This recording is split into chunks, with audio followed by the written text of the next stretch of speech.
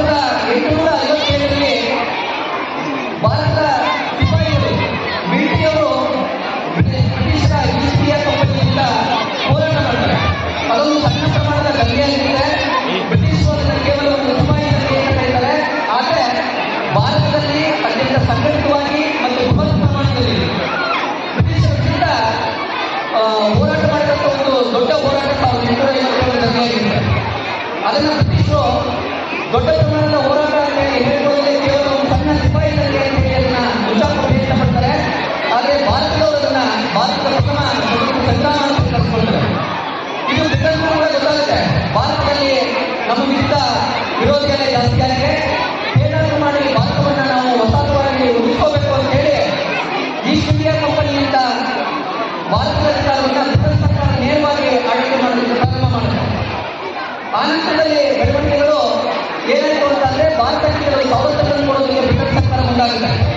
ಆದರೆ ಅಮೆರಿಕ ಬ್ರಿಟನ್ನಿನ ವಿರುದ್ಧ ಹೋರಾಟ ಮಾಡಿ ಸ್ವತಂತ್ರ ಪಡೆದಂತ ಇತಿಹಾಸವನ್ನು ಅಧ್ಯಯನ ಮಾಡಿದಂಥ ಭಾರತೀಯರು ಅಮೆರಿಕ ಸ್ವತಂತ್ರ ಸಂಗ್ರಾಮದ ಸ್ಫೂರ್ತಿಯನ್ನು ಪಡ್ಕೊಂಡು ನಾವು ಕೂಡ ಬ್ರಿಟಿಷರಿಂದ ಸಂಘಟಿತರಾಗಿ ಹೋರಾಟ ಮಾಡಿ ಭಾರತವನ್ನು ಬ್ರಿಟಿಷರಿಂದ ಮುಗಿದೋಗಿಸಬೇಕು ಅಂತ ಹೇಳಿ 1885ರಲ್ಲಿ ಇಂಡಿಯನ್ ನ್ಯಾಷನಲ್ ಕಾಂಗ್ರೆಸ್ ರಾಷ್ಟ್ರೀಯ ಕಾಂಗ್ರೆಸ್ ಪಕ್ಷವನ್ನು ಸ್ಥಾಪನೆ ಮಾಡಿಕೊಡ್ತಾರೆ.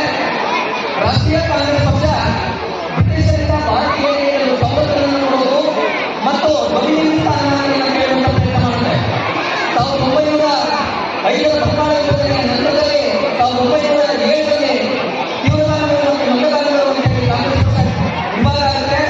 ಆ ನಂತರ ದಿನಗಳಲ್ಲಿ ತೀವ್ರಗಾಮಿಗಳು ಸ್ವತಂತ್ರ ಹೋರಾಟದ ಕಿಚ್ಚನ್ನ ಹೆಚ್ಚು ಮಾಡ್ತಾರೆ. 1919ರಲ್ಲಿ ಭಾರತಕ್ಕೆ ಗಾಂಧೀಜಿಯವರು ಪ್ರವೇಶ ಆಗುತ್ತೆ. ರಾಷ್ಟ್ರೀಯ ಕಾಂಗ್ರೆಸ್ಗೆ ಗಾಂಧೀಜಿಯವರ ಪ್ರವೇಶ ಆಗುತ್ತೆ. ಭಾರತದ ಸ್ವತಂತ್ರ ಹೋರಾಟ ಇನ್ನೂ ಹೆಚ್ಚಿನ ತೀವ್ರತೆಯನ್ನು ಪಡ್ಕೊಳ್ಳುತ್ತೆ.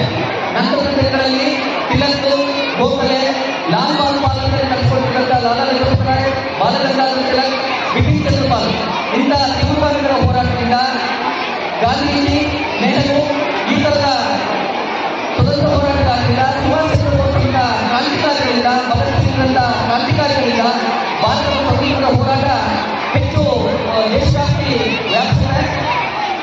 ಅಂತಿಮವಾಗಿ ಭಾರತ